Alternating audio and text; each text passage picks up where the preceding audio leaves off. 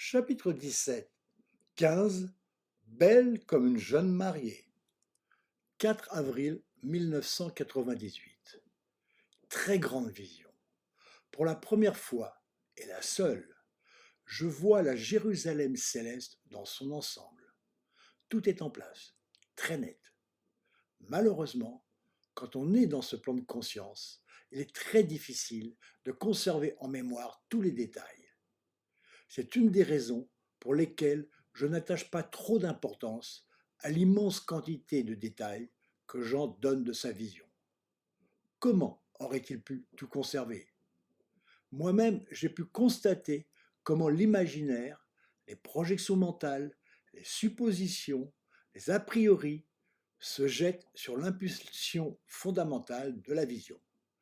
Dès qu'on redescend, pour l'habiller de précision, plus terre à terre, correspondant à l'époque où on vit, à nos capacités et à nos préoccupations, et qui travestissent la vérité. Sans parler des rajouts et des enjoliveurs rajoutés par les différents scribes qui se sont succédés. C'est pourquoi je m'attache à l'essentiel que j'essaie, aidé par mon intuition, de dégager. Ce que j'en ai retenu principalement, c'est la disposition des 3 dernières figures qui me sont apparues. Au centre, la Jérusalem céleste carrée proprement parlée. Autour, à l'extérieur, l'enveloppant. D'abord, la figure appelée Neptune, qui rappelle une jupe plissée, ou plutôt des jupons vaporeux. Ensuite, la figure éclatante avec les petites lignes dégradées faisant comme une ornementation de jupe. Et finalement, le grand carré en 4 couleurs apparaissant comme des rubans d'aurore boréale bordant la jupe. Cette composition que je n'aurais en aucun cas pu imaginer à partir du texte correspond à 21.2. Et je vis la cité sainte, Jérusalem nouvelle, qui descendait du ciel de chez Dieu. Elle s'est faite belle comme une jeune mariée parée pour son époux. Je rappelle que le mur sur lequel repose la composition est constellé d'étoiles fluorescentes. La composition évoque une robe de jeune mariée, à l'époque de Jean. Fabienne, qui chantait avec nous, était juive. Je lui ai montré la couverture d'un CD. On y voyait une chanteuse juive yéménite portant un vêtement traditionnel proche de ce genre d'ornementation. Elle m'a confirmé qu'il correspondait tout à fait à une robe de mariée antique. On remarquera que Dieu étant tout, ayant toutes les qualités, a aussi beaucoup d'humour. Ce qui risque de choquer les puritains austères si, soi-disant sérieux, qui ont dévoyé le message d'amour. On voit sous les jupes de la mariée et le symbole de la femme, la mandorle de lumière au beau milieu, est un grand sexe rouge. Et elle ne porte pas de culotte. 6 avril 1998. Les LED de haute luminosité ont fait leur apparition sur le marché. La gamme de couleurs est très restreinte, mais j'essaie des compositions derrière une toile. C'est tout de suite plus intéressant, avec beaucoup moins de points lumineux qu'en vision directe, comme je l'avais expérimenté en 1987. Je réussis des images plus convaincantes. J'en profite pour essayer des compositions géométriques que je pourrais intégrer dans mon grand tableau. Je leur donne une apparence de fleurs stylisées. Je vais appeler cette série les fleurs de paradis, reprenant l'appellation que j'avais donnée à la série de peintures évoquant un tunnel arrondi en 12 ou 16 divisions. Alors que je n'avais pas vendu à des particuliers de composition avec les diodes en vue directe sur circuit imprimé, rapidement, je vends quelques tableaux. Ce n'est pas la rue vers l'or, mais c'est encourageant. Fumi, de temps en temps, fait office d'accompagnatrice-interprète pour des Japonais de passage à Paris. Cette fois, elle accompagne les propriétaires d'une chaîne de magasins d'esthétique. Elle réussit à les conduire chez moi. Subjugué, il me passe commande d'un tableau animé en musique représentant leur logo. Ça tombe bien, me repose l'esprit de passer sur une autre composition beaucoup moins rigoureuse. Et Fumi réussit le tour de force de la vendre à un bon prix. 2 mai 1998. En allant chez mon marchand de haut-parleurs écouter un nouveau modèle qui faisait parler de lui très cher et que je n'ai pas trouvé correspondre à l'attente, j'ai rencontré un amateur de son. Comme moi, il s'intéressait tout particulièrement à la cohérence du haut-parleur large bande. Petit, râblé, barbu, Serge est un technicien du spectacle au chômage. Il pratique différents instruments de musique, en particulier la contrebasse. Il vient écouter mes créations. Je suis en plein dans la période moquette en surépaisseur à l'intérieur de petites enceintes colonnes. Comme il a une oreille assez fine et une grande connaissance audiophile, son avis m'est très utile. Il dévore les revues spécialisées et avec une mémoire surprenante est capable de réciter tous les détails techniques, références, fabricants, anecdotes liées à tel ou tel appareil électronique audio ou haut-parleur historique.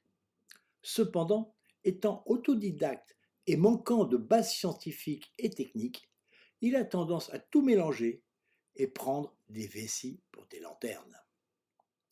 Quelques semaines après, il viendra avec son amie Béatrice chanter avec le groupe baptisé Cosmic Love à ce moment. Pendant plusieurs mois, on chantera ensemble, régulièrement, avec bonheur. On échange aussi des informations concernant le son. Un dimanche, il arrive seul, en avance, et se met à parler du son, alors que je lui avais demandé de n'en rien faire avant de chanter, préférant me concentrer dans la lumière. Assis dans un angle de l'extasium, il me regarde avec un air mauvais de procureur. Je sais comment tu as fabriqué tes enceintes. Ah, est-ce que tu connais la marque X? Question idiote, puisque c'est celle de l'importateur suisse dont j'utilise les haut-parleurs. Évidemment.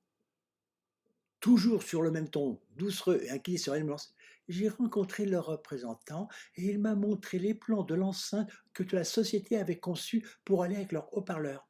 C'est exactement ton enceinte. Tu ne l'as pas créée, tu l'as. Je tombe des nues. Qu'est-ce qui lui prend? Quand bien même je me serais inspiré de plans existants, je n'aurais certainement pas eu toutes ces difficultés de mise au point. Je ne comprends pas pourquoi il me parle sur ce ton accusateur. Le regard mauvais. Chez le marchand où on s'est rencontrés, il y a beaucoup de modèles proposés aux amateurs. Où est le problème? La situation devenant de plus en plus désagréable juste avant une connexion sur l'énergie que je ressens comme une connexion d'amour, je lui demande de s'en aller. Curieusement, il en est tout surpris. Il s'imaginait probablement qu'après une telle attaque, une telle agression verbale, on aurait chanté comme si de rien ne s'était passé. Le lendemain, voulant en avoir le cœur net, après tout, il y aurait pu y avoir une coïncidence, je téléphone en Suisse. La société est installée à Zurich de langue allemande, que j'ai oubliée depuis longtemps. On doit parler en anglais, ce qui n'est pas facile, car je ne connais pas trop les termes techniques. Mon correspondant a compris et me fait parvenir par courrier le seul modèle d'enceinte que la société a conçu il y a très longtemps et dont ils ne sont pas très contents. J'attends avec impatience le courrier. Il arrive. Fébrilement, je l'ouvre. Ça n'a aucun rapport. C'est une énorme enceinte, très compliquée à réaliser, avec tout un système de labyrinthe à l'intérieur. Rien qu'à voir le plan, je sais que ce ne peut pas être bon. Alors pourquoi Serge a-t-il inventé une telle histoire qui a mis fin à sa participation au chant? Affabulateur? Aigreur? Jalousie? Certains amis artistes de spectacle me disent qu'il y a fréquemment rivalité entre les artistes et les techniciens qui sont souvent complexés. Peut-être. Mais je n'ai jamais vraiment compris pourquoi il s'est comporté de façon aussi sournoise et méchante. Comme c'est le seul dans mes connaissances à s'intéresser au son, et que je ne suis pas rancunier, je serais amené à le revoir pour écouter seulement le système hi-fi. Mais nos relations ne seront plus jamais les mêmes. D'autant qu'il s'est engagé dans une recherche ahurissante, refusant toute collaboration avec moi, reposant sur des principes que seuls des gogos ignares en sciences peuvent prendre au sérieux. À moins que son obstination à s'enferrer dans une direction où tout lui montre que c'est une impasse, soit le signe de surdité ou même de maladie mentale. À la dernière écoute que j'ai faite chez lui, j'ai eu mal aux oreilles pendant plusieurs jours. Quant à Fumi, qui m'avait accompagné, il suffit de lui rappeler cette visite pour que ses oreilles la fassent souffrir. 9 juillet 1998. Arrivé à Nice, ma sœur nous accueille, toute bronzée, à l'aéroport. On monte dans sa voiture pour gagner sa résidence située à une quinzaine de kilomètres à l'intérieur du pays. Il fait très beau. Le paysage est magnifique. Toute la Provence que j'aime. Je sais, les Alpes-Maritimes, ce n'est plus la Provence, mais le charme est le même. Les pins parasols, les fleurs, les cigales. Mais la route très sinueuse de petites montagnes me donne le tournis et j'ai hâte d'arriver.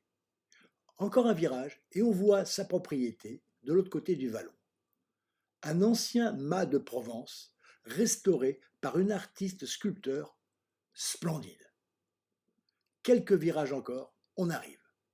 La propriété est très étendue, à flanc de coteau, et surplombée par une montagne, on domine le paysage avec une vue très lointaine sur Nice, la mer et des chaînes montagneuses. Il y a une piscine, ce qui réjouit Fumi, bien qu'elle préfère les bains de mer. Martine habitait à Louvciennes, dans la grande banlieue chic de Paris. Son mari, Alain, excellent coiffeur, avait repris un salon de coiffure à Saint-Germain-en-Laye et avait su lui donner un certain renom par un décor et des méthodes modernes qu'il renouvelait périodiquement. Malheureusement, au bout de quelques années, de grands groupes aux moyens financiers importants étaient venus le concurrencer. Son salon périclitait et il n'y a pas eu d'autre choix que de le vendre. Un parent lui proposa de reprendre son petit salon à Nice. Après beaucoup d'hésitation, devant ce changement de vie radical, Alain et Martine franchirent le pas et furent agréablement surpris, après des débuts difficiles, de trouver une qualité de vie bien plus agréable que ce qu'ils connaissaient dans la région parisienne. Leur fils était resté à Louvciennes. Peggy, leur fille aînée, travaillait avec son père dans le salon. Quant à la plus jeune, que Martine décida de pondre à la limite de ses capacités à 40 ans, elle pouvait lui faire vivre une vie hors du commun en la conduisant chaque jour à l'école, à dos de poney. Sa propriété était suffisamment vaste pour y trouver des tas d'animaux, poneys, chevaux, chèvres, servant de débroussailleurs dans la forêt qui recouvrait une partie de son domaine. Une très grande volière avec des oiseaux exotiques de toutes les couleurs lui assurait le panorama du bureau où elle se chargeait de la comptabilité du salon de coiffure. Une petite semaine de vacances bienvenue. Tous les repas se déroulaient dans leur salle à manger d'été en plein air. Une vie très agréable. Quelques baignades en mer, quelques excursions découvertes, des villas somptueuses et des points de vue superbes de la région. Promenade dans le Vieux-Nice. Avec Fumi, on commençait à se demander si finalement ce ne serait pas mieux de venir s'installer là.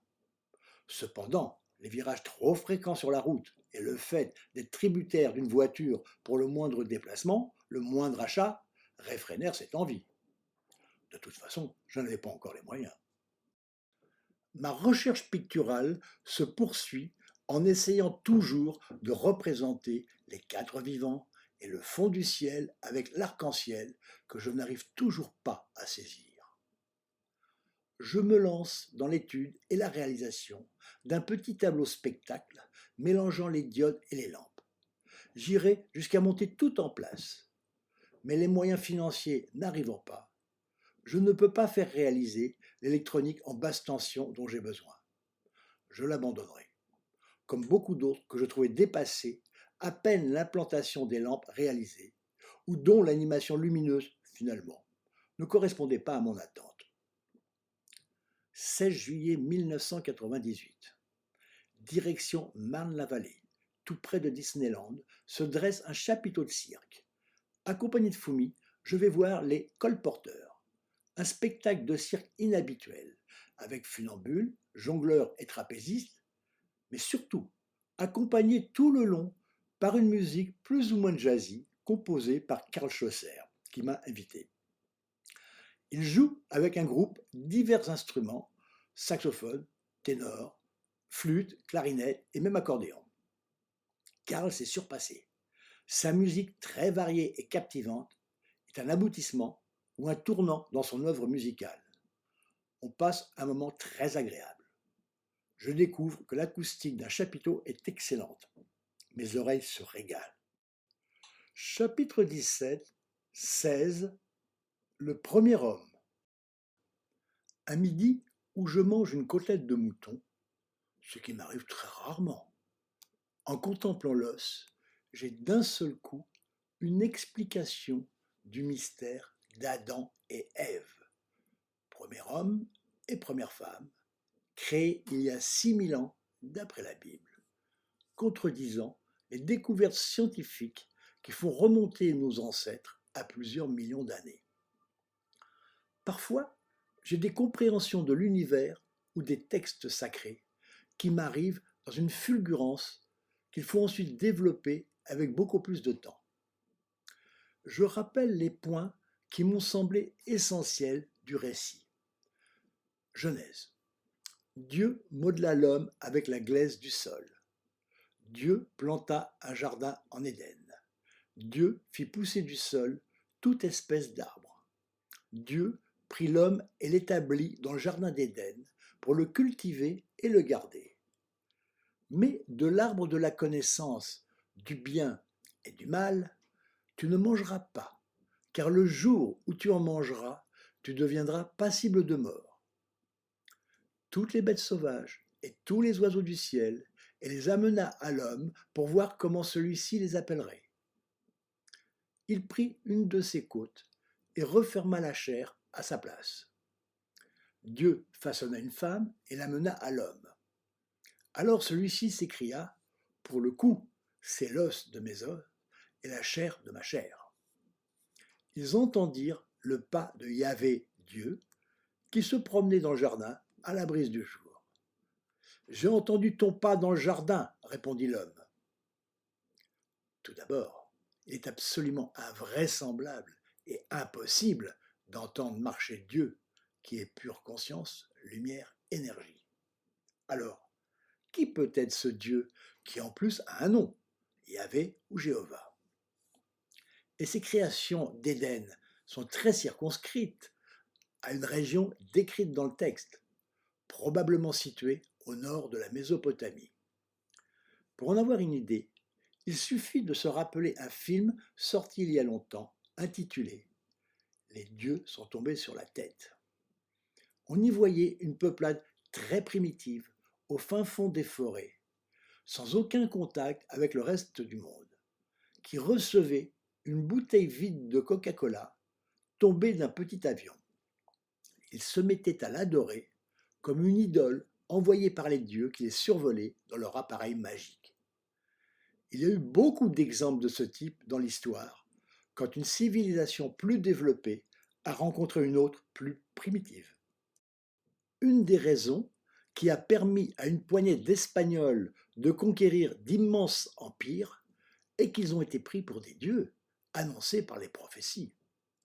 Donc, une civilisation très développée est venue, peut-être, d'Asie centrale. Il y a peu, on a retrouvé dans un grand désert de ces régions des traces, même pas vraiment des ruines, d'une très grande ville extrêmement ancienne, ayant généré une importante civilisation, totalement disparue, même dans le souvenir. Et il y a d'autres exemples. En parlant le langage moderne, on dirait qu'une équipe, une expédition, a été envoyée de cette ville ou d'une autre en exploration. À sa tête, un chef, un patron qui s'appelle Yahvé. Il établit une colonie et bâtit un centre avec un grand jardin. Or, il a besoin de main-d'œuvre pour s'en occuper. Justement, à proximité, il y a une peuplade extrêmement primitive. Ils choisissent celui qu'ils devinent plus intelligent que les autres, qu'il sort de sa crasse, de sa boue. On sait que les peuples préhistoriques se recouvraient fréquemment le corps de boue de diverses couleurs pour se protéger des insectes et pour des raisons claniques. Voir le film La guerre du feu. Et aussi, on dit bien à quelqu'un qu'on a sorti de rien: je t'ai sorti de la boue du ruisseau. Avec le temps et les déformations poétiques très fréquentes dans les langues orientales, cela devient qu'il l'a façonné de glaise, d'argile ou de poussière, suivant les traductions. Il lui montre tout pour qu'il puisse exercer son travail. Mais bien sûr, il y a un endroit beaucoup trop sophistiqué pour lui qu'il risquerait d'endommager. De même, un laboratoire installé dans une zone sauvage habitée par des peuples très primitifs, comme il y en a encore, qui se servirait de personnel local, devrait lui interdire certaines zones trop fragiles ou dangereuses. La menace de le punir de mort montre bien qu'il n'est qu'un individu parmi d'autres. Dieu n'aurait certainement pas envisagé de détruire son unique créature pour une si petite faute par rapport à l'importance de cette création. En amenant l'homme à dire comment il nomme les choses, il fait simplement œuvre d'anthropologue pour apprendre la langue du primitif.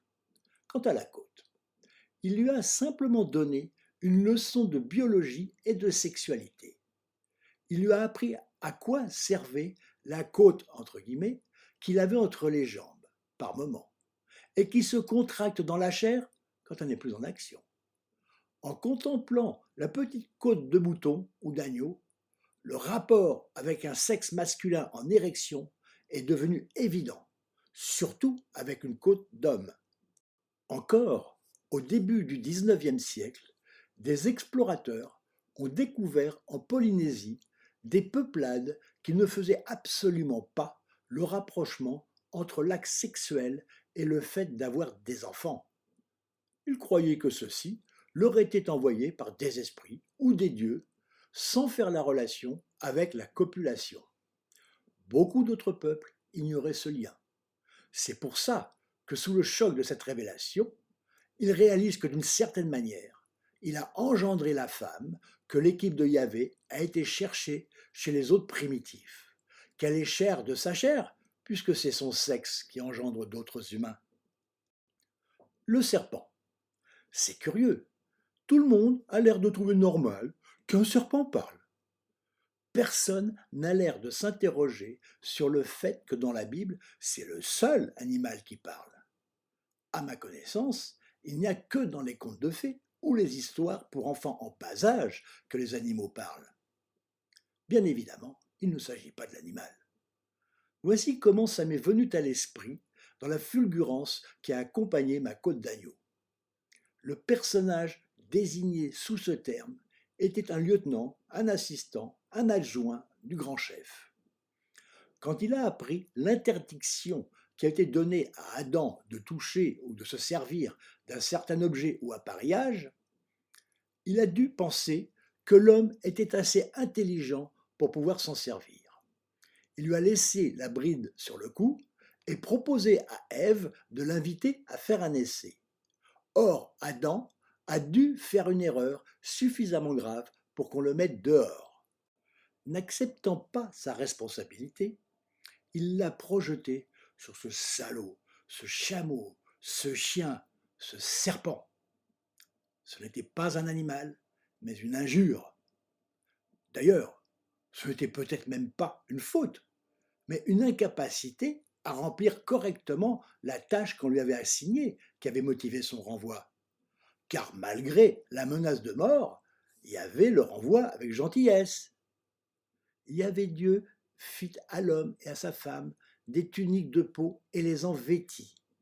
Puis, après les avoir fait partir, il posta devant le jardin d'Éden les chérubins et la flamme du glaive fulgurant pour garder le chemin de l'arbre de vie. Les chérubins sont tout simplement des guerriers de l'équipe de Yahvé qui font tournoyer leur glaive, réfléchissant la lumière du soleil pour effrayer Adam et Ève et les faire partir. L'arbre de vie, c'est symboliquement la vie facile dans ce verger bien ordonné, en opposition aux aléas de la cueillette sauvage. Ensuite, ils retournent au milieu de leur peuplade primitive, à qui ils vont enseigner ce qu'on leur a appris, tout en continuant à avoir des liens avec la colonie dirigée par Yahvé. Ils la fournissent en produits de chasse et d'agriculture. L'histoire étant racontée par les descendants des primitifs est auréolée de merveilleux. Si elle avait été racontée par les membres de la civilisation venus planter le jardin d'Éden, la version aurait été très différente et beaucoup plus réaliste. Quant à dire qu'Adam et Ève sont les premiers hommes, on peut le dire. Ils sont les premiers hommes conscients de leur humanité dans leur peuplade, leur tribu.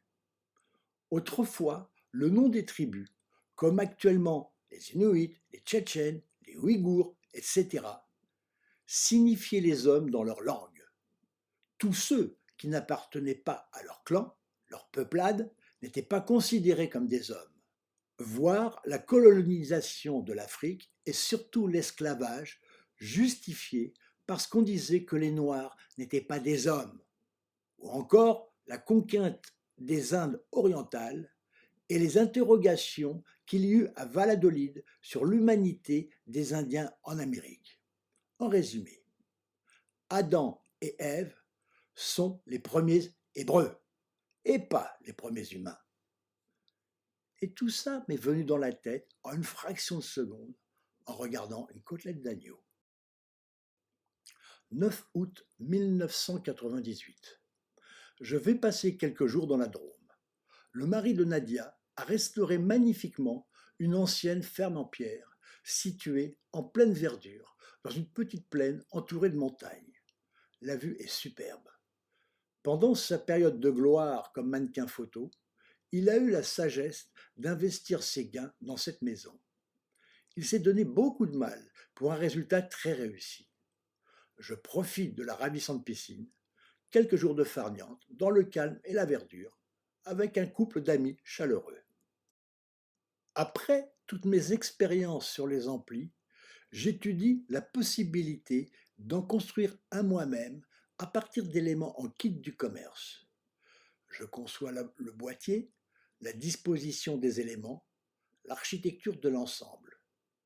Heureusement, les finances ne suivent pas et j'ai le temps de me rappeler mes déboires quand j'ai essayé de monter un filtre actif.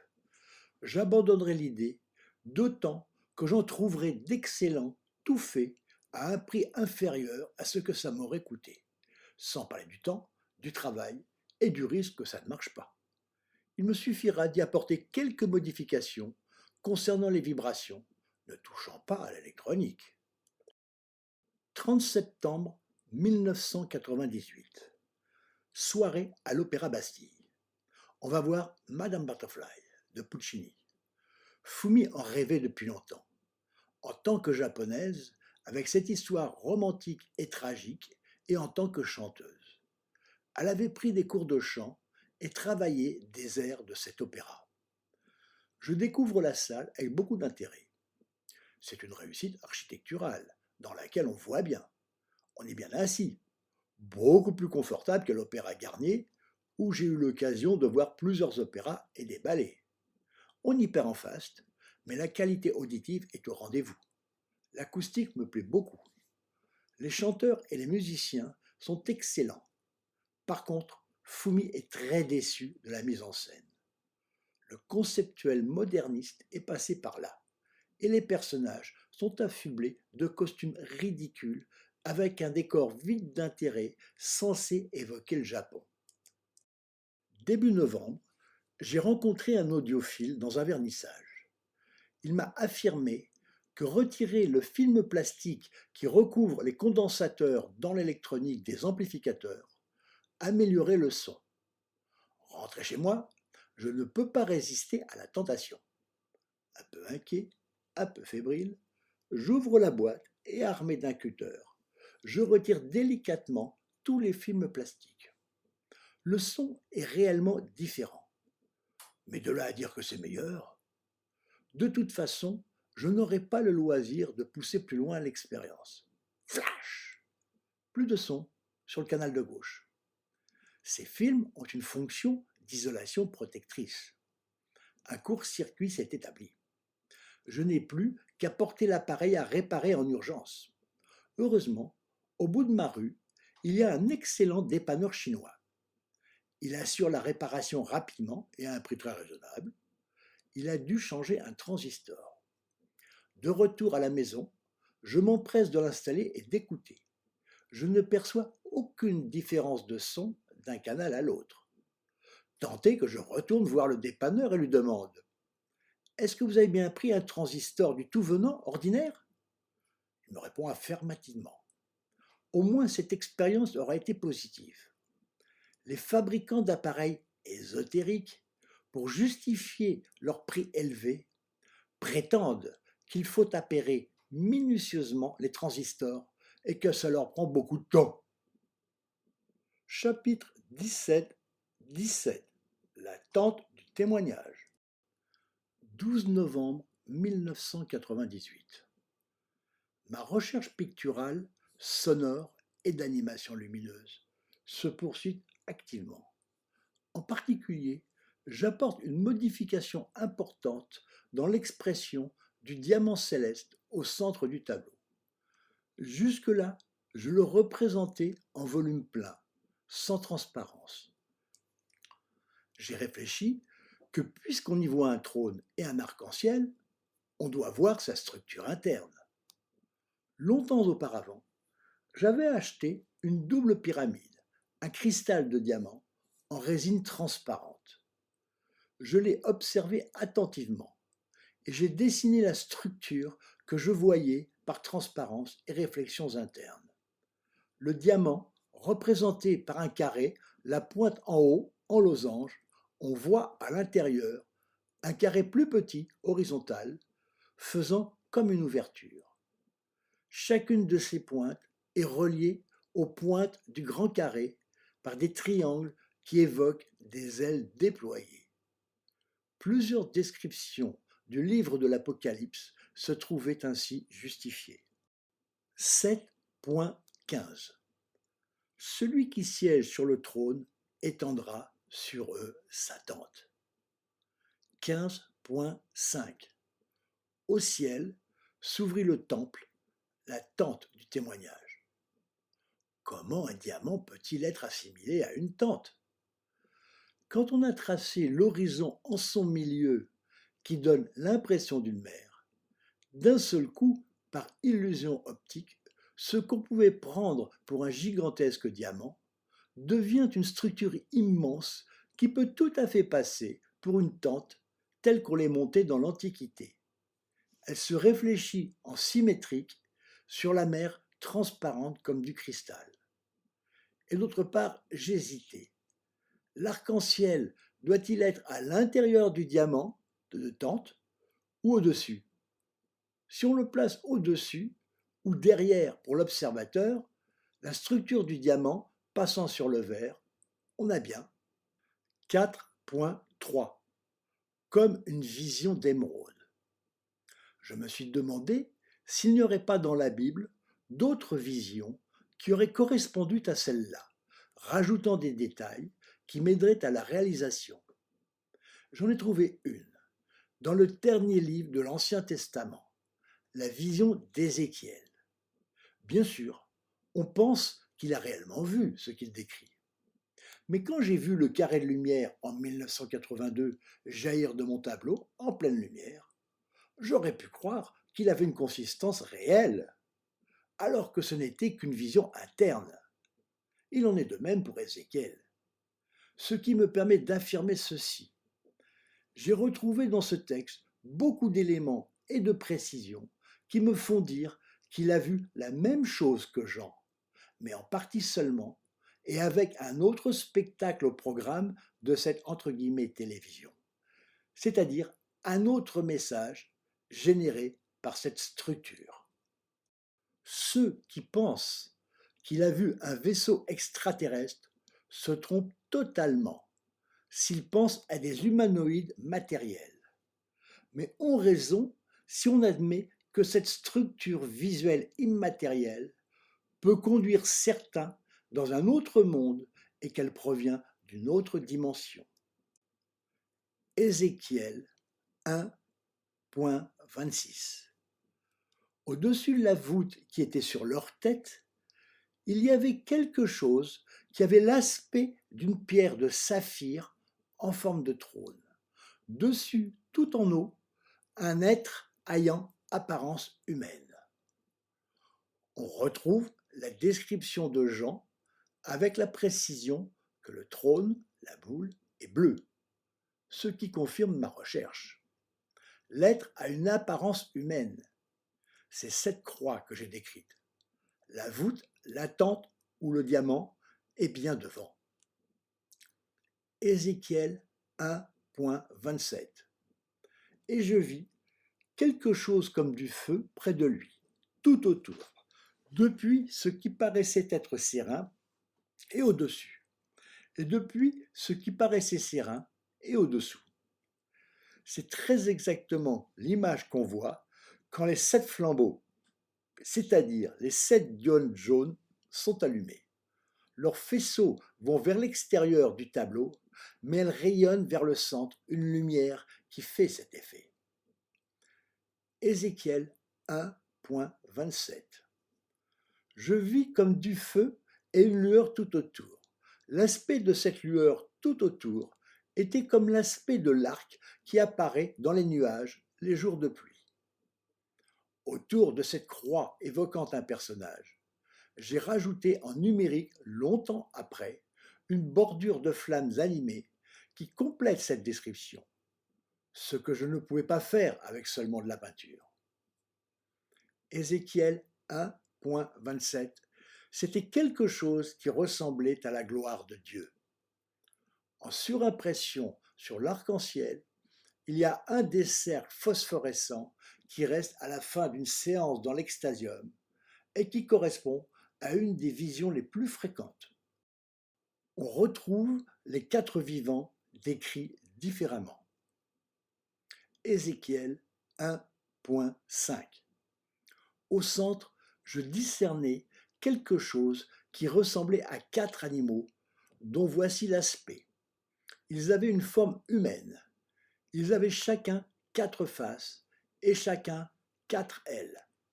Leurs jambes étaient droites et leurs sabots étaient comme des sabots de bœuf, étincelants comme l'éclat de l'airain poli. La structure en X, originellement appelée cœur fusion, et formée par les rails de la croix centrale, donne bien une impression de jambes droites et de sabots de bœuf étincelants, confirmant la justesse de la relation entre mes découvertes picturales préalables et ces textes. Leurs ailes étaient jointes l'une à l'autre. Comme je l'ai écrit au sujet de la structure interne du diamant, les triangles partant du carré interne donnent l'impression d'ailes déployées jointes. Ils ne se tournaient pas en marchant, ils allaient chacun devant soi. Quand le tableau est en fonction, on peut avoir l'impression d'avancer suivant les jeux de lumière, mais bien sûr, l'image ne tourne pas. Quant à la forme de leur face, ils avaient une face d'homme, et tous les 4 avaient une face de lion à droite, et tous les 4 avaient une face de taureau à gauche, et tous les 4 avaient une face d'aigle.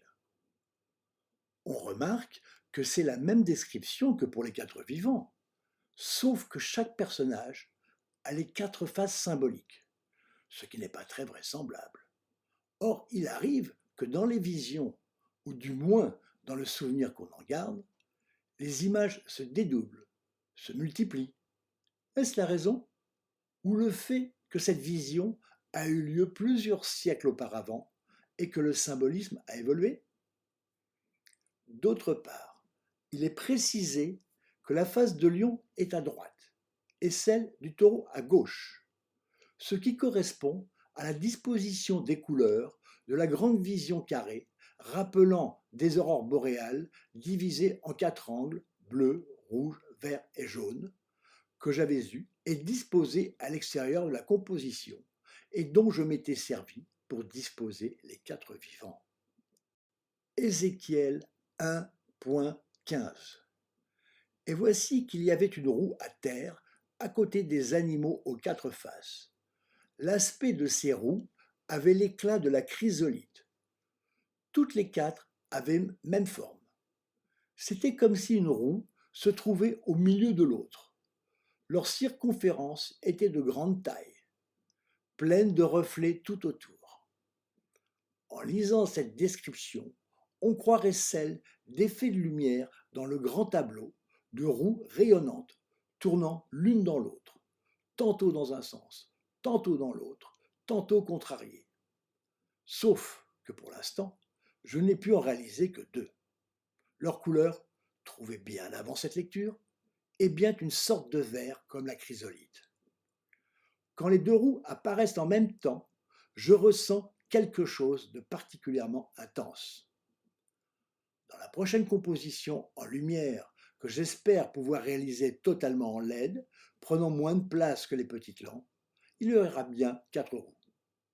À moins qu'il n'apparaisse que, comme pour les quatre faces, ce nom ne soit pas nécessairement la bonne réponse. Ézéchiel 1.22. Il y avait sur les têtes de l'animal quelque chose qui ressemblait à une voûte, éclatante comme le cristal, tendue sur leur tête, au-dessus et sous la voûte. Leurs ailes étaient dressées l'une vers l'autre. Cette description confirme un cristal, une tente, et les ailes, la structure interne du diamant. 12 décembre 1998. Franck Le Corse organise une exposition chez lui de mes tableaux luminaires. Hélas, pas assez de visiteurs. Soirée agréable, mais pas de vente. Chapitre 17, 18. Les quatre vivants. 2 février 1999. J'ai eu une forte vision qui m'a apporté les détails manquants pour la réalisation des quatre vivants en peinture. J'ai vu un des quatre, l'homme, ce qui m'a suffi par extrapolation pour représenter les trois autres. Sur l'angle du carré interne, là où les triangles de liaison avec le carré losange du diamantante donnent une impression d'ailes déployées, il y avait, dessiné en bleu, schématiquement, une amorce de sommet du crâne, une forme de visage regardant vers le centre, des bras levés sous les ailes déployées. De chaque côté de la tête, il y avait l'amorce de dessous de bras levés et le dessin des flancs du personnage.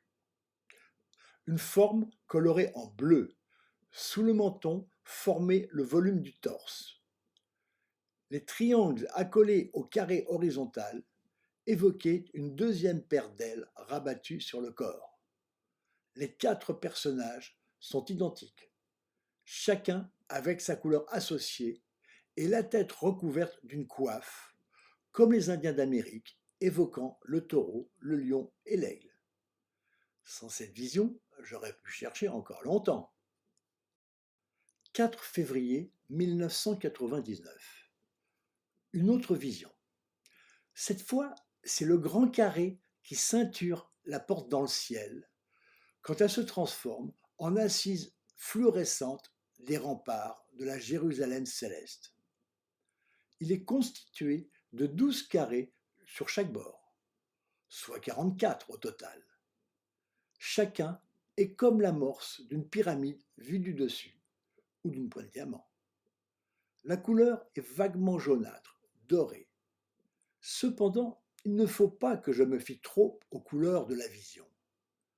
J'ai constaté que souvent, c'est une sorte de négatif photo qui doit avoir une autre nuance une fois révélée au jour. Au centre de chaque carré, il y aura les pierres précieuses qui n'apparaissent pas dans cette vision. Cela me confirme la bonne direction. 18 mars 1999. Vernissage, galerie transversale. Francine est la nouvelle directrice de cette galerie située dans le Marais, à côté du musée Picasso. Pendant toutes ces années, je l'ai revue de loin en loin, parfois accompagnée de personnes qu'elle pensait m'être utiles, sans suite généralement. mais son amitié fidèle me soutient beaucoup. À présent qu'elle s'occupe de cette galerie, je peux la voir plus souvent, ne serait-ce qu'au vernissage périodique. C'est de l'art de qualité, mais loin de ma recherche. Comme la galerie appartient à un collectif d'artistes, elle n'a pas le loisir d'exposer mes œuvres. Elle s'en occupera plusieurs mois, mais finalement, devant le peu de succès commercial, assez général dans ce circuit, la galerie finira par fermer et sera remplacée par une librairie. Courant mai, après avoir entendu Paco Rabanne à la radio parler de ses expériences mystiques et de ses prédictions, qui s'avéreront totalement fausses, je lui adresse un courrier pour lui parler de ma découverte en relation avec le livre de l'Apocalypse. Je lui rappelle Sandy, son mannequin en 1966-67, et l'avoir croisé aux Beaux-Arts quand il y enseignait l'architecture. Il n'y a pas eu de réponse. 23 juin 1999. Grand déménagement. J'avais stocké une partie de mes toiles dans une dépendance de la maison de Bagneux. Comme mon ex-belle-sœur a déménagé l'entreprise, qu'elle a rachetée finalement, dans les bâtiments modernes plus propices à son activité, situés dans une zone industrielle, il n'y a plus d'activité. La maison et le jardin, plus les ateliers, à présent vides, représentent beaucoup de travail. Et mon père a décidé de vendre la propriété pour prendre un appartement en rez-de-jardin dans une résidence à Jouy en Josas, grande banlieue chic. Ma sœur, mon frère et moi sommes copropriétaires avec lui depuis la mort de notre mère, dont nous sommes les héritiers depuis 1960. Papa nous propose de continuer la copropriété avec son nouvel appartement. Évidemment, on accepte. Alors, je rembarque mes toiles. Comme ma cave est déjà archi-comble, je vais les stocker dans la cave de Fumi.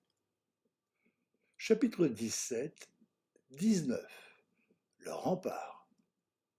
J'ai eu souvent des visions de triangles blancs, la pointe en l'air, jamais la pointe en bas.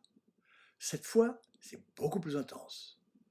Le triangle est cerné sur l'extérieur par une lumière blanchâtre. Au milieu, de chaque côté, il y a un faisceau de lignes jaillissant du centre, mais partant du triangle. Elles sont blanches aussi. Je relis cette figure A, 16.19. La grande cité se scinda en 3 parties. La lumière fluorescente apparaît alors que le tableau est encore animé en balai de lumière. 21.22. De temple, je n'en vis point en elle. C'est que le Seigneur, le Dieu maître de tout, est son temple. Il n'y a plus d'animation lumineuse, seule la fluorescence reste.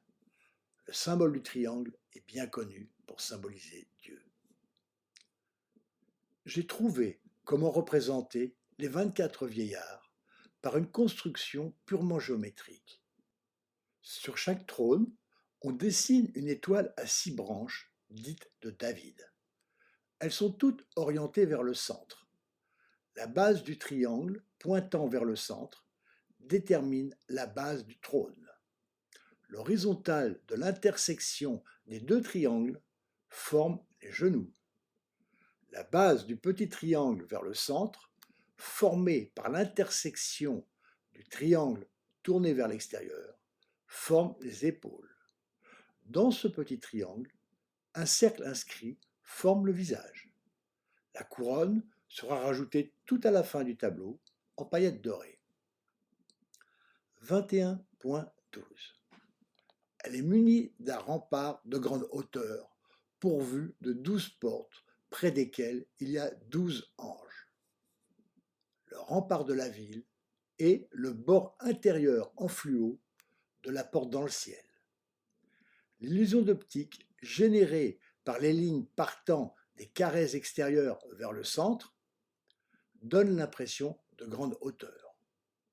Les 12 anges sont les diamants qui formaient la composition d'Extase, en n'en gardant que le pourtour.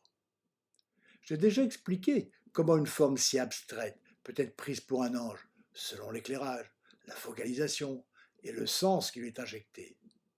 Surtout pour quelqu'un dont l'esprit n'est pas formé à la technicité moderne. 21.21. Et les 12 portes sont 12 perles, chaque porte formée d'une seule perle.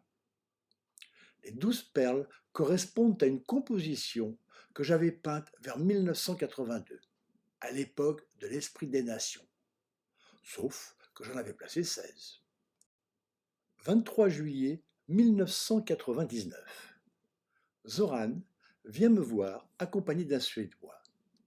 Depuis qu'il s'est marié, il s'est installé à Stockholm et s'est lancé dans le coaching. Avec cet ami, il essaye de monter un grand spectacle en pleine nature à l'occasion des festivités pour le passage dans le 3e millénaire. Ils ont apporté un ordinateur portable et un projecteur. Ils me présentent les lieux. Magnifiques. Projetés sur tout le mur du salon de chez Fumi. Ils souhaiteraient voir mon grand tableau installé au sommet d'une éminence en plein air. Je ne suis pas très chaud, mais s'il y a un budget conséquent. En repartant, Zoran insiste encore une fois, profitant de la voiture, pour avoir un de mes tableaux avec lui à présenter. J'hésite beaucoup. J'ai justement un petit tableau très spectaculaire qui pourrait faire l'affaire. Mais le voir partir si loin. Puis je me dis qu'il est là dans un coin, ne servant à rien. Je me décide, je prends le risque, je le lui confie. C'est le seul, depuis des années, qui manifeste l'envie de me faire connaître. Le spectacle n'aura pas lieu. Je ne reverrai pas mon tableau. Oh, il voulait bien me le rendre, disait-il. Mais comme il n'avait pas réussi à le vendre, je devais payer les frais très importants d'un transporteur. Encore un de perdu. Le 1er août 1999, assis sur une chaise, les jambes allongées, les pieds posés sur le rebord de la fenêtre de chez Fumi, qui est à mes côtés, les lunettes spéciales bien en place, on est paré pour contempler l'éclipse totale de soleil qui a bien voulu se dérouler juste en face. À Paris, il n'a pas fait un noir total, mais une lumière étrange, unique, irréelle, très impressionnante. 21 août 1999. J'attends le coup de fil de papa. Depuis plusieurs semaines, il me rend visite régulièrement, chose qu'il ne faisait pas auparavant. On dirait qu'il essaie de me choyer. Après avoir annoncé qu'il vendait la maison, il s'est plaint des notaires, disant qu'il faisait n'importe quoi. J'allais recevoir un chèque qui, en fait, lui était destiné pour l'achat de son nouvel appartement. Allô, bonjour papa. Tu as bien reçu le chèque de 308 000 francs? Oui papa, je l'ai même déposé ce matin sur mon compte. Tu pourras me le transférer mercredi? Ce sera un peu juste, mais avant la fin de la semaine, sans problème. Le lendemain, dimanche matin, je reçois un appel de Nice. Au ton de la voix de Martine, je sens que ça ne va pas. Elle est accablée. Son mari s'est rendu compte que cette somme, héritage de notre mère, notre père nous demandait de la lui donner tout simplement. Et la copropriété du nouvel appartement? J'appelle Gilles à La Rochelle. Confirmation. Après une conversation téléphonique orageuse avec le paternel, il a appris que celui-ci avait déjà acheté son appartement en pleine propriété. Il n'était plus question de copropriété, mais d'une captation d'héritage, une spoliation. Le ciel me tombe sur la tête, sans parler de ma sœur qui était effondrée. Jusqu'à ce jour, nous lui faisions une confiance totale. Même s'il y avait des tensions, j'aimais beaucoup et respectais mon père. Après plusieurs appels téléphoniques entre Nice, La Rochelle, Paris, la vérité nous apparaît. Chacun croyait que notre père était au mieux avec les deux autres. Et on réalise que finalement, il ne nous aimait pas. Il n'avait fait que nous exploiter quand on était jeunes et qu'il fallait travailler pour lui presque gratuitement. Il nous répétait toujours Ça sera pour vous plus tard. Et quand ce plus tard est arrivé, il voulait tout prendre, sans même me laisser de quoi payer le timbre pour lui expédier le chèque, alors qu'il connaissait ma situation financière difficile. Plus tard, mon ex-belle-sœur, qui était restée en relation avec lui pour des raisons professionnelles, l'avait interrogé sur notre héritage. Il lui avait répondu « Mais c'était presque rien ». Il en restait au chiffre de la vente de l'époque, sans tenir compte de l'inflation, ni qu'il n'avait été autorisé à se servir de notre héritage que pour le faire fructifier, en achetant une maison plus grande. Tout ça a été oublié. De toute façon, ce presque rien qu'il reconnaissait était quand même quelque chose. Or, il prenait tout. C'est sa cupidité qu'il a perdue. En tant qu'aîné, je lui ai écrit une longue lettre développant tous les points et remettant les faits en mémoire. Je la lui ai postée au nom de ma sœur et de mon frère, à qui je l'ai lu pour être tous bien d'accord. Il n'a jamais répondu, ni donné signe de vie. On a appris un jour, par une cousine, qu'il s'était remarié. Mais pour moi, Martine et Gilles, il a disparu. D'un seul coup, j'étais libéré du lien de petit garçon vis-à-vis de son papa, qu'il avait trompé et essayé de l'abuser. Cet argent était le bienvenu. Il n'était pas question de le gaspiller. D'abord, en urgence, je me fais refaire la mâchoire. À un prix réellement amical, un quart de mon héritage s'en va déjà dans mes dents. Je téléphone à Karl pour essayer d'habiller enfin nos champs. Il est parti s'installer dans la Drôme, au fin fond de la campagne. Il me conseille sur le choix des micros à acheter, les mêmes que les siens, qu'il m'avait prêtés plusieurs fois. C'est parmi les meilleurs, les plus fidèles, pouvant encaisser une forte dynamique, utilisés beaucoup pour les enregistrements de musique classique symphonique. Il me conseille aussi sur la machine numérique multipiste qui va servir à nous enregistrer, la même que la sienne, et me propose de se mettre à deux pour réaliser cet habillage musical. Je viendrai plus tard passer quelques jours de travail, au calme, dans la nature. Je peux me permettre d'investir dans ce matériel car je viens de recevoir ma part de l'héritage de ma mère. Par ailleurs, je souhaite contacter Richard Branson, ce milliardaire anglais, créateur de Virgin, pour lui proposer mon projet afin de célébrer le troisième millénaire. Seulement, j'ai déjà essayé d'écrire à diverses personnalités pour essayer de les intéresser. Je n'ai jamais obtenu de réponse. Du coup, je n'ai plus confiance dans mes qualités épistolaires et je n'ai pas envie d'écrire moi-même cette lettre. Je demande à Paul si elle veut bien s'en charger. Je l'avais connue plusieurs mois auparavant, présentée par Nadia.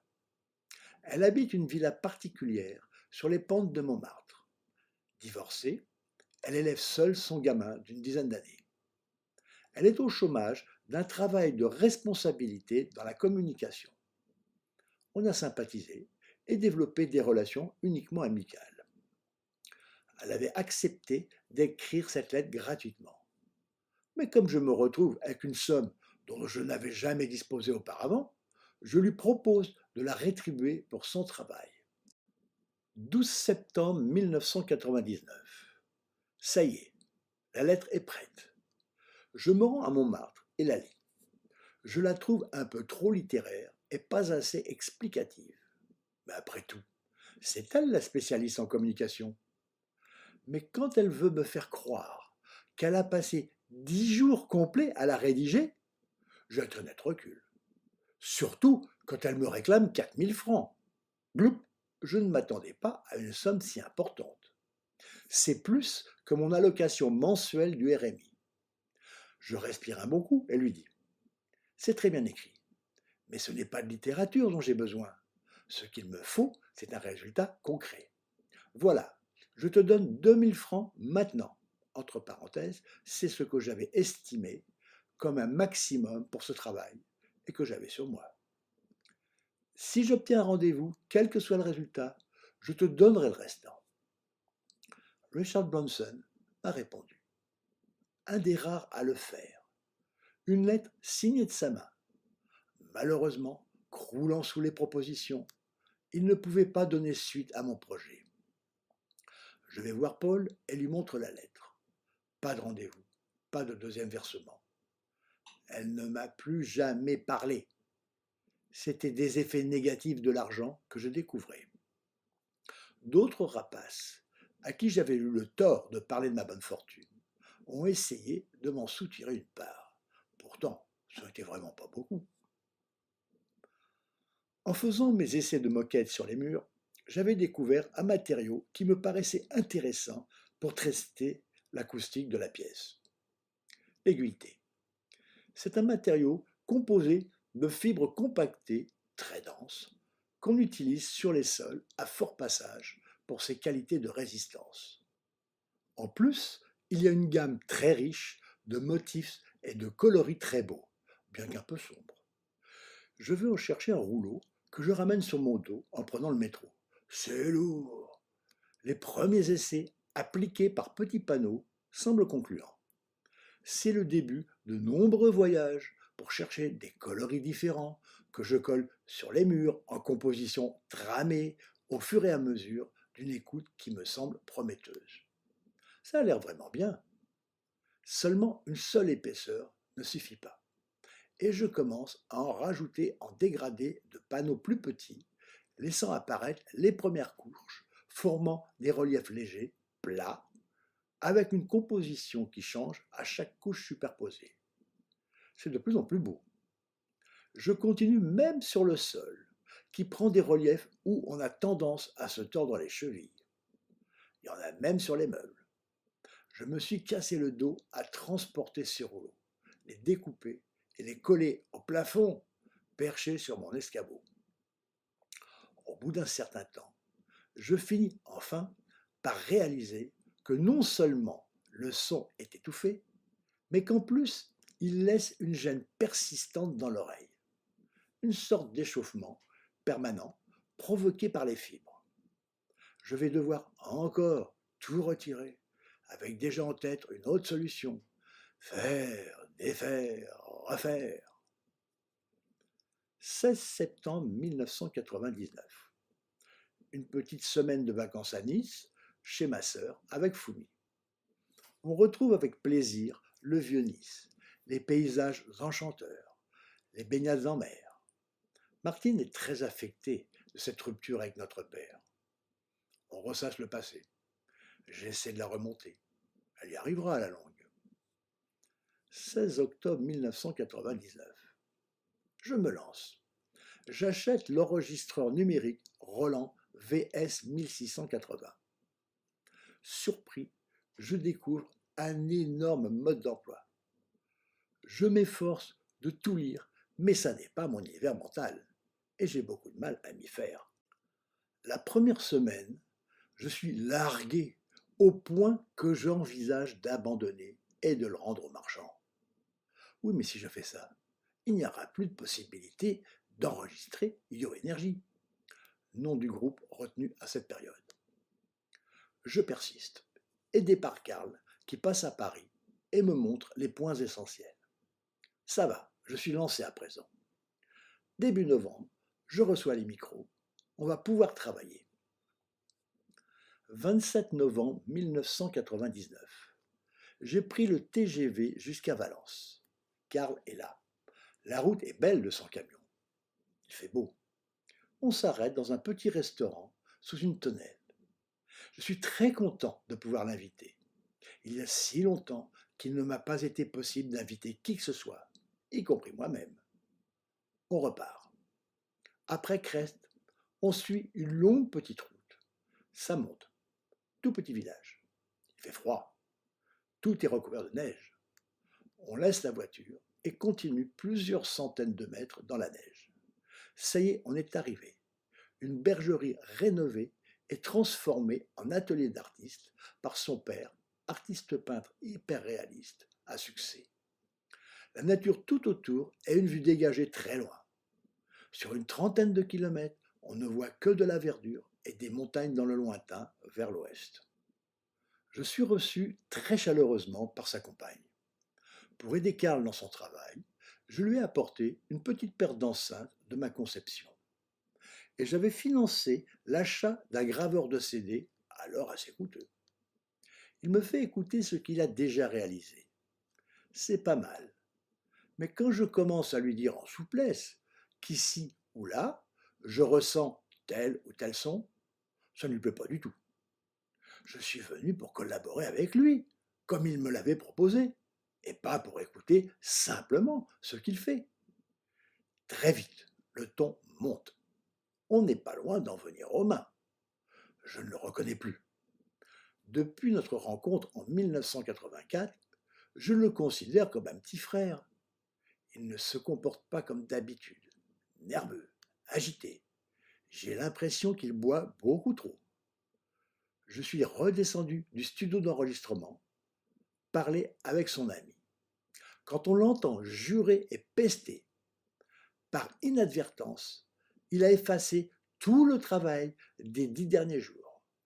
Il faut tout recommencer. Par la suite, devenu familier de cette machine, je me suis demandé s'il n'avait pas fait exprès, sous le coup de la colère.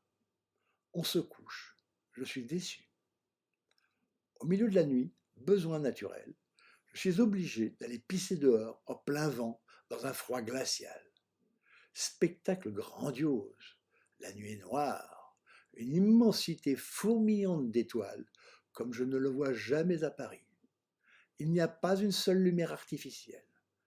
Rien que pour ça, je ne regrette pas le déplacement. Le lendemain, au lieu de travailler, Karl souhaite aller rendre visite à Nadia et son mari. Leur maison n'est qu'à une trentaine de kilomètres par des routes très enneigées, un peu difficiles. L'après-midi est très agréable, mais je ne suis pas venu pour ça. Finalement, je repartirai avec un goût amer. Ce n'était pas du tout ce qui était convenu. Plus tard, il m'enverra un CD dont le mixage n'était pas bon et qu'il faudra recommencer. Son habillage musical ne couvrait même pas la moitié de la séance enregistrée. Un peu long, je le reconnais. Je ne pourrais rien en faire et il m'a coûté cher. La dernière fois qu'on s'est parlé au téléphone, il m'a tenu des propos ahurissants, très désagréables, presque insultants, qui m'ont fait mal. J'avais l'impression qu'il s'était servi de moi pour obtenir ses enceintes et surtout le graveur de CD. Je n'ai plus jamais entendu parler de lui. Je n'avais plus personne sur qui compter. Il fallait que je me débrouille seul. Peut-être que le patron a provoqué cette dissension pour me forcer à me lancer seul, sans appui, sans béquille. Je n'avais pas d'autre choix. Jean-Louis avait eu raison. Le seul qui pouvait faire ce travail, c'était moi. Chapitre 17, 20, l'Hôtel d'Or. 4 décembre 1999. 8.3. Sur l'Hôtel d'Or placé devant le trône. 9.13.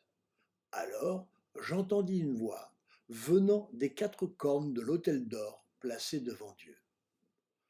Depuis longtemps, j'avais pressenti que cet hôtel représente le bloc d'électronique ampli et lecteur CD placé au milieu juste devant le tableau avec le trône et celui qui est. Mais tel quel, généralement, c'est noir ou argent. J'ai essayé diverses solutions pour combattre les vibrations parasites. Des plaques bitumineuses collées sur les parois à l'intérieur ou à l'extérieur et peintes. L'ennui, c'est le service après-vente. Problème en cas de panne. Ou des plaques de médium épais renforcées par du bitume collées du côté de la boîte. Amovible, c'était déjà mieux. Mais les faces avant étaient toujours visibles et l'ensemble renvoyait des vibrations gênantes. Puis j'ai trouvé un autre principe avec des surépaisseurs d'aiguïté. Une plaque est posée sur le lecteur CD et sur l'ampli. Une autre plaque est disposée sur les côtés gauche, droite, avant, arrière. Elle est retenue par une charnière en tissu souple. C'est facilement amovible. Seulement l'aiguïté ne convenant plus, j'ai serré plusieurs matériaux pour finalement aboutir beaucoup plus tard à des plaques de liège recouvertes de sky, peintes et vernies. Je trouverai que le choix de la peinture est important pour traiter le son. Les couleurs en général sont de structure souple, convenant très bien pour les murs, alors que la peinture or est constituée de poudre de laiton métallique, réfléchissant de meilleure façon les bonnes vibrations très subtiles à certains endroits particuliers, dont le bloc d'électronique. En plus, la couleur or à cet endroit s'harmonise avec les bords du tableau. Quant aux quatre cornes, j'avais eu l'idée de fixer aux quatre coins une LED jaune afin d'écouter la musique dans une ambiance lumineuse très douce et faible, destinée surtout à ceux qui ne peuvent pas écouter dans le noir. Je me suis aperçu, après, que cet éclairage correspondait à ces quatre cornes. Pour les voix, c'est le système de son stéréo qui les envoie, en donnant l'impression qu'elles viennent du centre. 28 décembre 1999. Joseph vient me donner un cours d'initiation. J'ai acheté un synthétiseur Korg X5D. J'aimerais trouver des sons techno pour habiller les chants, mais je ne sais pas comment faire. Il y a 2 semaines, je suis allé chez lui qui pratique ce genre de musique. Il m'a fait une démonstration avec son matériel. Je lui ai proposé de le payer pour qu'il me montre les bases avec mon appareil. 1 ou 2 heures de manipulation, et ça y est, c'est parti. Je vais me débrouiller seul. 12 février 2000. L'aiguïté ne donnant pas les résultats escomptés dans l'extasium, je cherche quel autre matériau pourrait faire l'affaire. Idée, le lino épais. J'en achète une bande pour un essai. Ouh que c'est lourd. Beaucoup plus que l'aiguïté. Justement, cette densité va peut-être mieux absorber le son. Mise en place en remplacement de l'aiguïté, ça m'a l'air tout à fait concluant. J'entreprends une nouvelle noria, le dos écrasé par le poids des rouleaux sur mes épaules, de chez le marchand à mon domicile. Les vendeurs ne comprennent pas que je ne me fasse pas livrer directement un rouleau. Mais outre que je ne sais pas quelle quantité il va falloir, je joue sur les différentes couleurs. Je dois écouter à chaque fois avant d'aller plus loin. En plus, je n'ai pas la place pour stocker un rouleau et ensuite le découper. Pendant une grande partie de l'année, je vais retirer progressivement l'aiguïté et le remplacer par ce nouveau matériau. Problème de colle. J'utilisais de la colle à chaud, facile d'utilisation, bien que dangereuse avec des brûlures fréquentes. Là, je dois utiliser des colles plus puissantes, plus chères. Les couleurs du lino étant beaucoup plus claires, la pièce s'éclaircit, devient plus gaie. Je reconstruis des surépaisseurs pyramidales. Comme je perçois une certaine dureté dans le son au bout de quelques semaines, je pense que ce sont les angles rentrants à chaque surépaisseur de lino qui en sont la cause. Pour la combattre, je vais au marché Saint-Pierre, spécialiste des tissus, acheter du cordon épais au fil doré, rouge ou bleu, que je colle autour de chaque plaque de lino. Le résultat est assez beau. Il m'a fallu une très grande longueur de cordon, avec de nombreux allers-retours. Chaque achat représente une petite somme, mais la continuité de ces dépenses vide, goutte à goutte, inexorablement, ma cagnotte. Les cordons en tissu ne vont pas. N'oublions pas que c'est seulement quand tout est terminé que j'arrive à me rendre compte si ça va ou non. Je vais essayer avec du caoutchouc. Je dois en commander spécialement une grande quantité. Retirer le cordon en fil, le jeter, remplacer par le caoutchouc. Maintenant, les plaques sont cernées de noir. Ça ne va toujours pas. Cette fois, je fais fabriquer un quart de rond en PVC souple. Au moins, c'est la même nature que le lino. Seulement, il me faut une colle spéciale. Malgré ça, périodiquement, des morceaux de PVC se détachent du plafond. Je dois ressortir à chaque fois mon escabeau si lourd. Aïe, aïe, aïe, mon dos. Et recoller. Après les boules de plâtre, l'année lino aura été une des pires que j'aurais connues, en particulier pour mon dos. Finalement, le lino ne convient pas. Il faudra encore recommencer. J'en ai presque la nausée quand je le réalise. Faire, défaire, refaire. 29 février 2000. Ne sachant pas très bien comment procéder pour habiller musicalement nos chants, je me demande si des percussions ne seraient pas plus à ma portée que des accords de synthé que je suis bien incapable de jouer, ne connaissant pas la musique. Fumi, qui joue un peu d'orgue électronique, a bien essayé de placer quelques nappes, mais ses accords musicaux n'ont pas l'air de convenir à ses champs de connexion. Je me rends donc à Pigalle me fournir chez un spécialiste de percussion. Grand tambour plat, darbuka, crécelle, maracas, etc. J'aime bien rajouter un instrument piste après piste. Je fais des essais en me servant seulement de percussion et d'autres où je rajoute des sons de synthé. Mais au fil du temps, des inconvénients apparaissent. À chaque fois que j'enregistre un instrument, je capte les défauts acoustiques de la pièce, qui n'est pas encore au point. Quand tout est mixé, ces défauts prennent de plus en plus d'importance. C'est très long à enregistrer et fatigant. Contrairement à un musicien, je n'ai pas que ça à faire. Je suis accaparé aussi par l'acoustique de la pièce, le système de son, la peinture du tableau, les jeux de lumière avec l'électronique. Je ne peux pas consacrer trop de temps à cet habillage musical. À force de travail et d'exploration du synthé aux possibilités immenses, je finis par découvrir toute une gamme de sons que je sens bien avec nos chants. Finalement, je ne me servirai plus que du synthé. Ça va beaucoup plus vite et le son est beaucoup plus cosmique et grandiose. Pendant longtemps, il était difficile d'expliquer nos chants. Maintenant, avec les progrès de l'informatique et surtout d'Internet, il est possible d'en donner une explication plus compréhensible. Le tableau, sans animation lumineuse, par sa structure rigoureuse particulière, ses couleurs et ses éclairages variés, dégage un champ vibratoire visuel évolutif qui entre en conjonction avec le champ vibratoire acoustique de l'extasium. À certains moments, cet ensemble établit une connexion mentale avec un autre Internet se trouvant dans une autre dimension.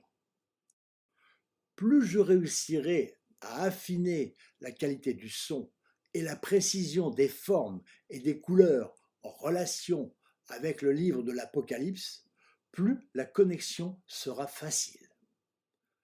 La Wi-Fi a permis de s'affranchir des liaisons par câble pour capter les ondes matérielles d'Internet. Dans la connexion, il s'agit d'une sorte de super Wi-Fi, puisque ça ne se passe que mentalement. Quand la connexion est établie, on se transforme en modem biologique et instrument de musique. Nos chants ressemblent plus à de la musique instrumentale qu'à de la chanson. Quelqu'un se trouvant dans une autre dimension compose, dirige, joue avec nous. Je l'ai baptisé Dream Maker, le faiseur de rêves. Cette musique est d'ailleurs un peu comme un rêve dans lequel on passe d'un certain climat à un autre sans même s'en rendre compte et qu'on oublie juste après. Peut-être y a-t-il plusieurs musiciens invisibles, un pour chaque chanteur. Mais il est certain qu'il n'y a qu'un seul compositeur, chef d'orchestre. Où est-il? Pas sur Terre en tout cas. Ces chants ne ressemblent à rien de terrestre, même si, par moments, les voix évoquent telle ou telle tradition ancienne. Ces chants musiques qui sont sacrés au plus haut niveau puisqu'en relation directe avec le créateur. Du moins, c'est ce que je ressens. Ne ressemble à aucun chant reconnu sacré. Je pense aussi qu'il écoute ces chants de connexion, car si on ne les a pas enregistrés, on ne sait même pas ce qu'on a fait. Tout est oublié immédiatement. Après toutes ces années de chant, je n'ai trouvé aucun critère particulier permettant à quelqu'un d'accéder à cette connexion. Les connaissances musicales ne sont d'aucune utilité. Au contraire même, puisque figeant le mental dans des structures apprises. Les qualités vocales non plus, puisqu'on produit des sons qu'on est incapable de reproduire après une séance. Apparemment, n'importe qui peut chanter. Il suffit d'en avoir envie. Mais ce n'est pas suffisant pour y parvenir. Il faut aussi avoir de la persévérance et peut-être avoir été choisi. J'ai enfin trouvé la bonne forme pour mes robots chantants. Les sculptures de son Mr. E et Lady O. C'est une forme assez compacte de section carrée. Le haut-parleur est situé au milieu du volume pour équilibrer les pressions internes. Le sommet forme une tête vue de côté, arrondie, entre guillemets, par un pan coupé à 45 degrés devant et derrière, afin de mieux diffuser les vibrations dans l'espace. La forme de la tête permet aussi de casser les ondes stationnaires à l'intérieur et un meilleur écoulement de l'onde sonore vers le bas, où il y a un évent circulaire au milieu du panneau. Schématiquement, c'est un peu un réacteur reposant sur ses pointes, en laiton, pour évacuer d'une part les vibrations de la boîte et d'autre part l'onde sonore passant par les vents. Il me faudra encore de nombreuses années pour déterminer quel matériau et en quelle épaisseur je devrais mettre à l'intérieur et sur les faces externes pour contrôler les vibrations. J'ai déjà essayé l'aiguilleté, le lino, la moquette, il y en aura d'autres. Ensuite, il va falloir trouver le pied, le socle, la moitié inférieure du système. Et il y a encore du boulot en perspective. 1er mai 2000. Grande balade en vélo avec Nicole. Quand j'ai eu cette rentrée d'argent, j'ai profité de l'occasion pour, enfin, faire un beau cadeau à Fumi. Je lui ai offert un vélo et pris le même pour moi. On pouvait faire notre marché plus loin que d'habitude et explorer Paris dans des endroits trop loin pour mes rollers. Aujourd'hui, on va encore plus loin tous les trois, jusqu'au bois de Vincennes. Mais attention, choisir des itinéraires sans côte. Il y en a beaucoup plus qu'on ne croit à Paris. La moindre bosse fait capituler Fumi. On les gare attachés ensemble dans un local fermé à clé de l'immeuble de Fumi, qu'on ne peut atteindre de l'extérieur qu'en ayant connaissance du code d'accès et après avoir appelé quelqu'un à l'interphone. Pourtant, un matin, il n'y a plus de vélo. Avec certitude, on sait qu'il s'agit de certains copropriétaires de l'immeuble à qui ça ne plaisait pas. Ils ont coupé les antivols et simplement mis les vélos dehors, sans aucun avertissement. Comme on voit, la relation avec les autres humains est toujours aussi agréable. 23 juin 2000. Nouvelle petite semaine de vacances à Nice. Toujours aussi agréable. Martine a l'air de s'être remise du choc provoqué par le paternel. La question s'oppose encore de s'y installer. On commence à regarder les annonces immobilières. Mais l'argent n'étant pas là, c'est remis à plus tard.